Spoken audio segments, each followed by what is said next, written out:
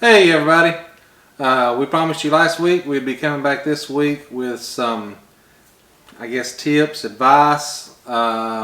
Things we'll do differently when we start our build over again. Yeah, just things to watch out for, when you're looking for builders. Obviously, if you've been watching our channel, if you're tuning into this is the first video you're tuning into. Go back and watch the last two before you watch this one. Or else this doesn't make a whole lot of sense, probably. But we'll just preface it to say, if you haven't seen any of our videos, we were working with a builder who took a very large sum of our money and left us without any work done. And so these are just some things that we will do differently next time. Not to say that that's a foolproof method to keep you from being taken advantage of, but things we will do a little bit different. Yeah, obviously hindsight's 20/20. Yeah. And obviously there is no foolproof plan. The more we continue looking for a new builder, the more crooks we're finding, to be honest. You know, there's so many people out there all of a sudden posting, that this builder has done this wrong, and sometimes that can get into small things where, sometimes things just happen. Right. And I'm not trying to diss any of those builders, No. or any of those people that's mad at those builders for that matter, but that's things you got to work. So there's always some things you got to work out between you and your builder. Right. What we're talking about is when you've paid money and then the builder up and ghosts you. That's a totally different scenario. He did not complete the contract. He did not complete what we paid him for. Right. And that's what we're talking about in this video. So we're not so much talking about, you might have had a board bend or a bow or something like that. This is totally outside of that. Right. And again, this is not a complete list by any means. Oh, this is goodness, not no. a perfect list. This is just things that we have thought of after the fact. Again, like I say, hindsight's 20/20. These are a few of these things may even be where other people said, hey, have you thought about this? Could you have done this differently? And so we just want to mention some of those things to try to help. Yes. That's what these videos was intended for. Even when we was just showing the build, we want to try to help others that want to do these builds. We talked to several people again this week. There's so many people wanting to build this kind of build in our area, and we're in Georgia, we're in North Georgia specifically, but even Georgia, North Carolina, South Carolina, not a lot of people are building these buildings. Right. But there's tons of people that want to, and I think that makes a climate of where people are coming out of the woodwork to kind of take your money. It builds a perfect storm for the scammers, because there's so many people that want these builds and they're desperate to get the build, and so it makes a perfect environment for scammers to be able to say that they know how to build exactly what you want, and then they take your money and leave. Yeah. In our case, I feel like our builder did enough research to know what to say. He knew the right terms. Right. He knew just enough about it that we bought it. We bought it hook, line, and sinker. And he had worked in construction prior as well. Oh yeah, he had worked in construction, so he had the terminology and some of the know-how. He knew exactly what to say for us to believe everything he said. Yeah. And so, won't you start us off here? Well, I'll just preface this again by saying that this is not going to be an exact list, and it very well may make our future builders think that we're being jerks. We are a little gun shy at this point. I mean, it's very scary to think about trusting another builder, because we had put complete trust in this builder and actually became very good friends with him, so we thought, before he did this to us. And so I guess we'll just jump right in. Our first thing that we will do differently from now on, we'll no longer trust a builder to buy our supplies. We will pay the suppliers directly. So when the metal gets ordered, we want to see an invoice and actually pay the metal supplier, and then we'll pay the contractor for labor as the work progresses. Yeah. Now, to kind of give you a little bit of backstory here, every builder we talked to before we started this build, and there were about 25 or 30 of them, had payout schedules. They was phased construction, and so you paid to order the steel. Then once they got so much done, you paid them for that part, so on and so forth until you got to the end. Every single one we talked to was like that. So what we're saying here is we're going to do that differently, but it's going to make it very difficult to find a builder willing to do Yes. that. But here's kind of the backstory of that, and some of this we knew and we was planning on taking care of. But what happens is if a builder goes out here and orders supplies for your building and doesn't pay for them, that supplier can come back and put a lien against your property. Yes, they can. Now, generally what happens is, you know, if you're acting as your own GC or if you're hiring a GC, once the subcontractor or whatever comes in and does their part, and you know, I don't care what kind of builder you're at, you're going to have some subcontractors at some point. There's very few builders that do absolutely everything. Right. So there is documents, legal documents out there where you can get subcontractors to sign off on once they complete their work, saying that you're happy with the work and they have been paid and therefore they can't put a lien against your property. Right. So you can do those documents, and I would suggest doing those documents on Yes. subs. Where a lot of people forget though is if you're hiring a builder and he is supplying the metal or the wood or you know having all that delivered to your property, if you don't follow through and make sure that's paid for, that can bounce back on you. And so in talking to new builders after this happened to us, we just started saying, hey, you know, if you order metal, you put us in touch with the supplier. We'll make the check out directly to the metal supplier. Right. The metal will be bought in our name, Yes. not the builder's name, and it will be delivered to our property whenever it's time for it to be delivered. The second thing that kind of does that we found out is after talking to a few of them is, you know, most of your metal, especially your roof metal, your siding metal, has warranties. It's got warranties against fading and, you know, all this other kind of stuff, warping and stuff. Right. And so if you don't get it bought in your name, How does that warranty transfer? yeah, sometimes that, you know, some warranties transfer, some of them don't. And so we just felt like that was actually a good thing also is, you know, by buying it in our name from the supplier, we know it's registered in our name, and that prevents problems with the warranties. But then also that way we know those supplies have been bought and paid for by us. And will be delivered because we trusted our builder to order all of that metal and have it delivered to our build site. We gave him the money to pay for that, and then obviously the materials were never delivered. Yeah, so we never got our trusses, we never got our purlins and all this other structural steel we're supposed to get. We got one load, obviously you've seen the post standing up, but that's all the steel we ever got. So the rest of the steel we never got. So if you don't pay your builder to actually pay for the materials, you pay for those yourself, at least then you know the materials have been purchased through a company, they're going to be delivered, and they will be on the job site. So then even if the builder does run off, at least you still have your materials and Yes. your supplies. Next. Second part of this is, I mean, we did tons of research. I know it doesn't seem like it, and a lot of people have said that we didn't, but we did a lot of research on this builder before we chose him. Obviously, like we said, we talked to 25 or 30 builders prior to choosing him.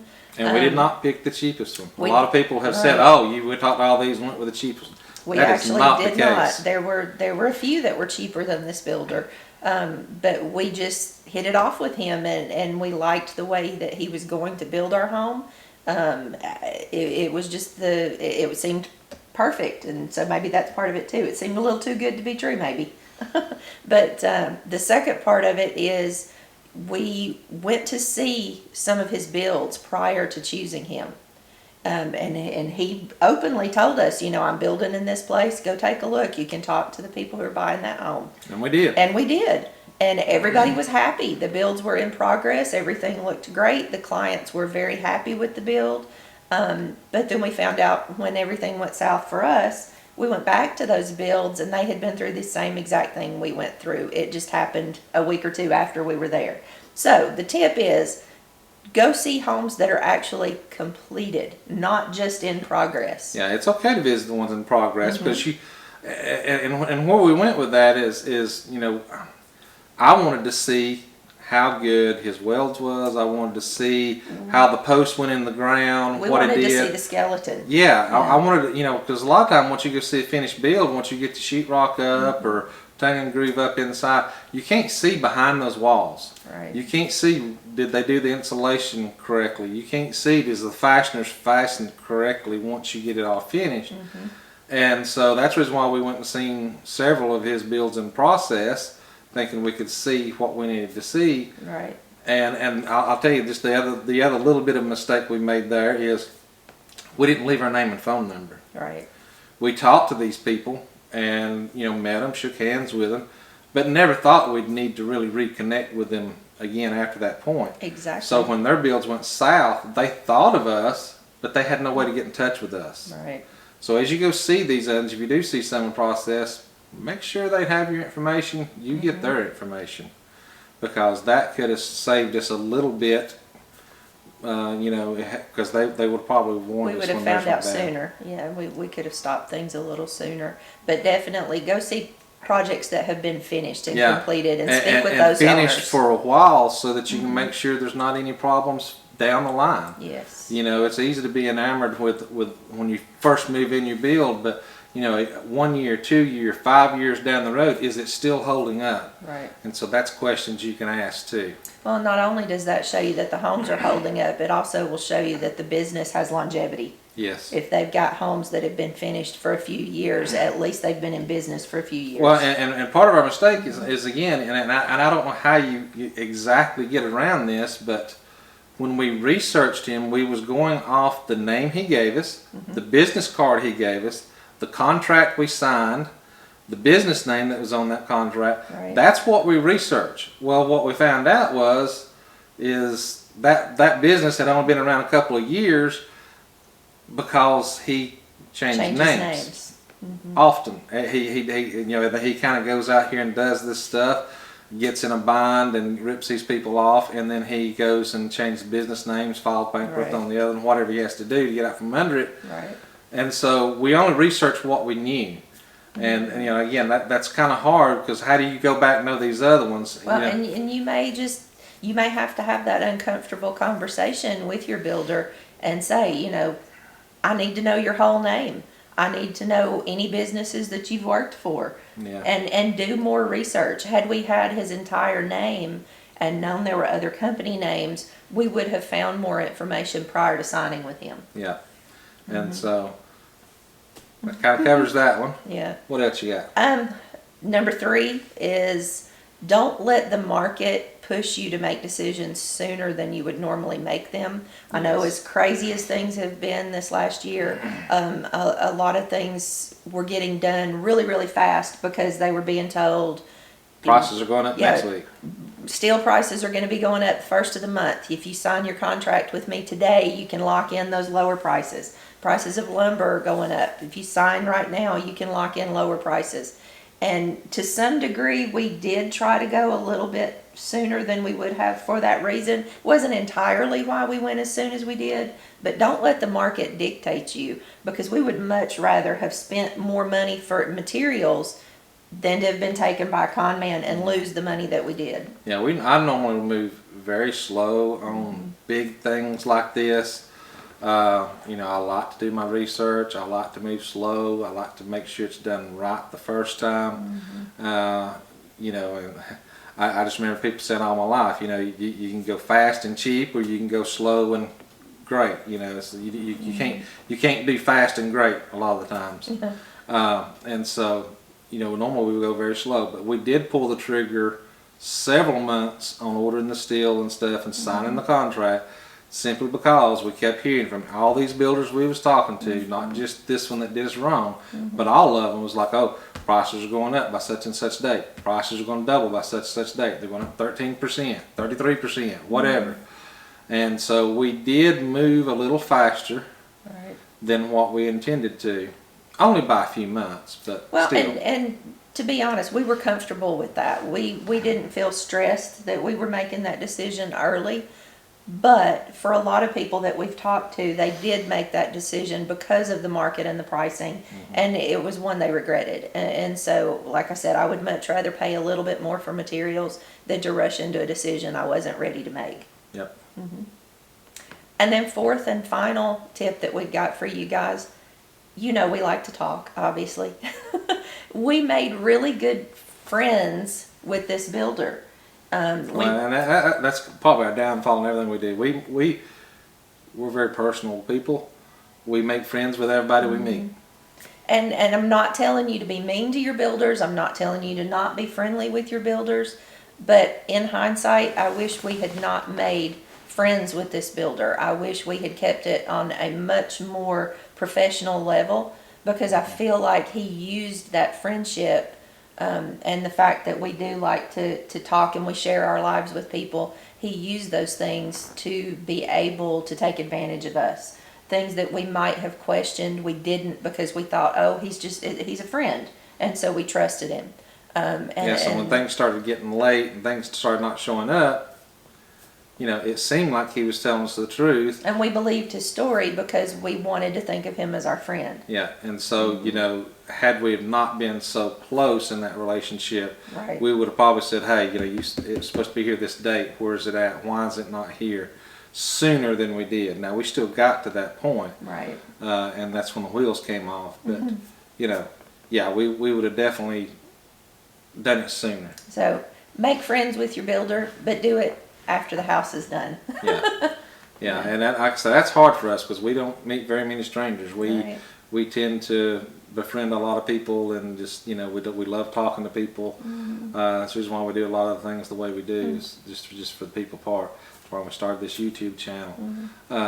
So yeah, just keep that in mind, and again, just know that that this is not a perfect list. I know this is a pretty short list. It's very short, and it is definitely not foolproof. And you could do everything we just said we're going to do on the next time and have this still happen to you. Yeah. You could do everything against what we just said and have a perfect build with no problem. So use your own discretion, follow your gut. but talk, really, really, really dig on anybody you're talking to, and don't just talk to them. Don't just talk to people they send you to either.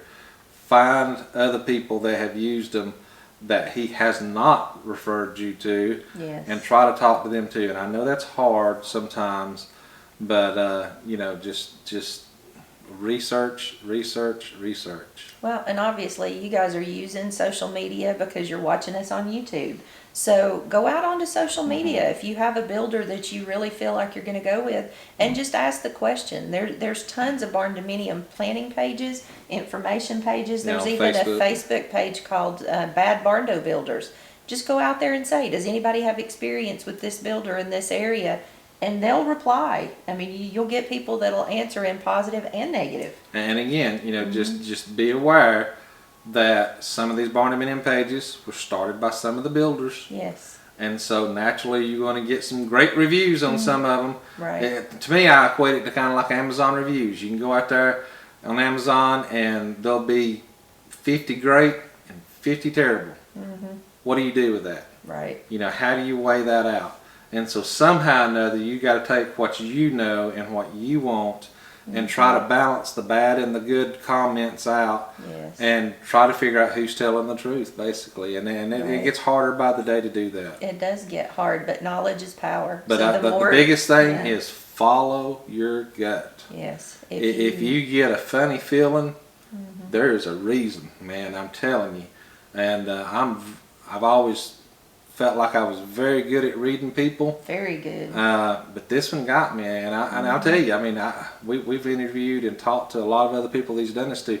There's ex-cops, and I mean, this guy I talked to, everybody we've talked to that he's done this to has been highly intelligent. Yes. They didn't just jump in this unknowingly, and we didn't either. Right. But he was that good.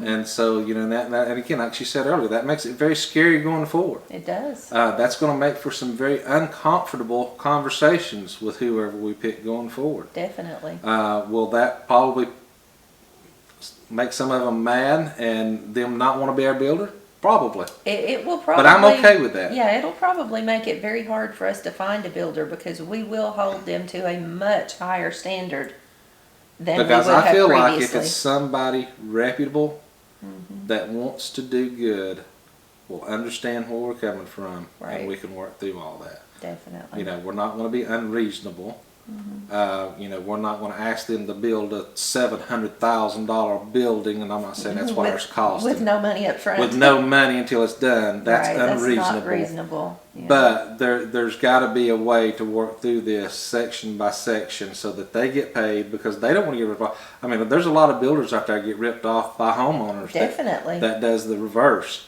And so, you know, I understand a lot of the builders are. That's why they require deposits. That's why they have payout schedules, because they've probably got burnt before too. Yes. And so this is a two-way street. But if the two can come together and understand each other, where each other's coming from, there is a way to make it work. Definitely. Now, I've always said, you know, if somebody gets angry at what you're requesting, as long as it's reasonable, there's probably a reason, and maybe you do need to steer clear of them. Yep. And so that's what we got this week. You know, we just wanted to share some of the things that we've been thinking of, some of the, you know, some of the things we thought back on that we did. It's like, well, maybe we could have done that different. Right. You know, and so I hope this helps. Again, I know it's not comprehensive. I know there's it's very short list. things. Yeah. So what I would like to do is other people, if you want to comment below Yes. other tips, because I know there's a ton of them. We couldn't have fit them all in one video. But put them in the comments, because it's a great resource for other people coming along. They can go down there and read those comments 2 months from now, a year from now. Definitely. And they can see your comments. So if you have other good suggestions, put them down in the comments. Share them with people. Yes. Because, you know, that's how we're going to help each other through this. We have to build a community of people who are accountable and who will help each other. Absolutely. And so leave those comments down there so other people can come along and learn maybe from your mistakes. Maybe there's something that happened in your process that you could share that could help others. And so that's what those comment sections are for down there. And it's a great resource. Definitely. All right, guys. Until next time, you know, just try to keep tuning in. Make sure you subscribe. I know we're kind of hit or miss. We used to be every Sunday at 6 o'clock, and we prided ourselves on that. But again, this has kind of thrown our rhythm off here a little bit. Threw us for a loop, definitely. And so, you know, if you subscribe, at least you get a notification when we do come out with another video. Yep. We'll do everything we can to be here as often as possible, and we can't wait to get back to building. Yeah. So, till next time, guys, thanks for joining us. Have a great week.